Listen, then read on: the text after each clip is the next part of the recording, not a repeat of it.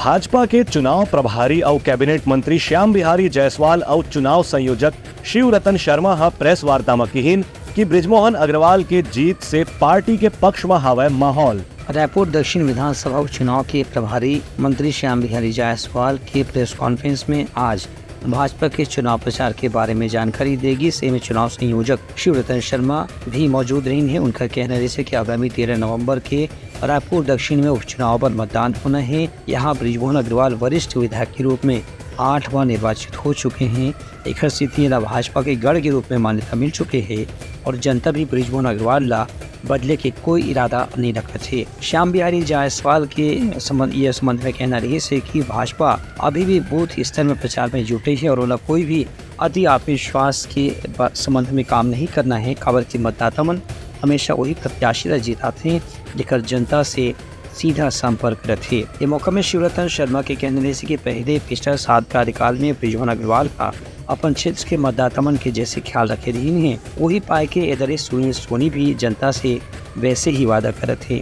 दूसर को कांग्रेस सरकार के 5 साल के कामकाज में खनिज घोटाला, कोयला घोटाला और महादेव सट्टा एक्ट के संगे संग शराब घोटाला में जो भ्रष्टाचार के घटना लोगन मन देखे बर मिले रही से ओकर से जनता कांग्रेस के प्रति विश्वास खत्म कर चुके हैं। अब एक सीधे कांग्रेस जौन तरह से भी वोट मांगत है और वे जनता ओकर समर्थन करे से इनकार कर चुके हैं। रायपुर दक्षिण की जनता ने माननीय बृजमोहन जी को 8 बार आशीर्वाद दिया और उनकी कार्य क्षमता, उनके जनसंपर्क को देखते हुए पार्टी ने एक बृहद क्षेत्र में काम करने का अवसर देकर लोकसभा में भेजा है।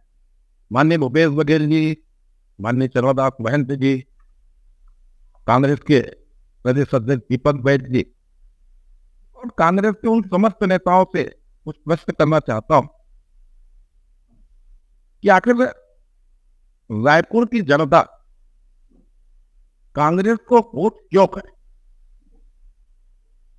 आपने ऐसा कौन सा काम किया है जिसके लिए रायपुर की जनता आपको समर्थन करे?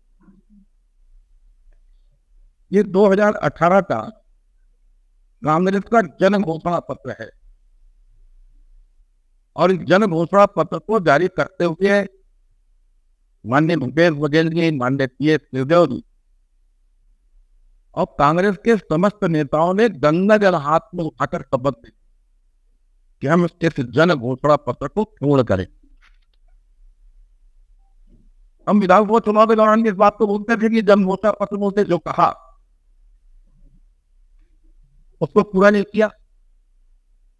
बीता 5 साल उनकी वादा खिलाफी का, भ्रष्टाचार का और प्रदेश को अपराध का गढ़ बनाने का रिकॉर्ड रहा है। कांग्रेस के कार्यकाल में गुंडागर्दी चरम पे कहां पे कैसे पैसे की उगाही हो सकती है, कमाई की जा सकती है, पूरा शासन और प्रशासन इसी काम में लगा हुआ। महादेव हुआ, कोयले की दलाली का प्रकार आपके सामने है। मार्केट में जो वसूली हुई वो बताने की आवश्यकता नहीं है।